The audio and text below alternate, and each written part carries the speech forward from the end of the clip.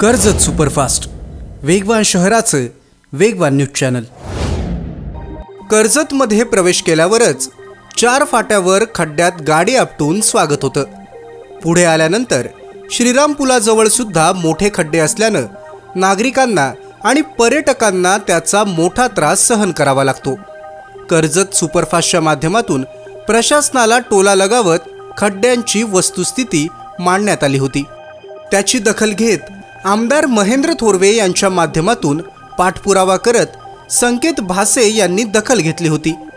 प्रशासनातील अधिकाऱ्यांच्या निद्रिस्त भूमिकेला योग्य ती समज देत संकेत भासे यांनी 8 दिवसात खड्डे भरू असं आश्वासन दिलं होतं।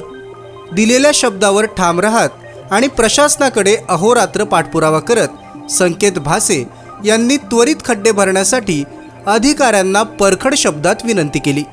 MSRDCनं अखेर श्रीराम पुलाजवळचे खड्डे भरलेले आहेत आणि येत्या 2 दिवसात 4 फाटा सुद्धा खड्डे मुक्त होणार आहे।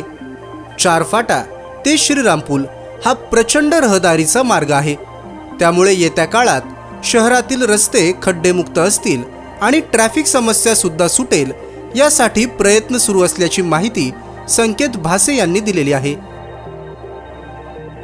तालुक्यातल्या घडामोडींचे अपडेट सर्वात आधी मिळवा। कर्जत सुपरफास्ट चॅनलला सबस्क्राइब करायला विसरू नका।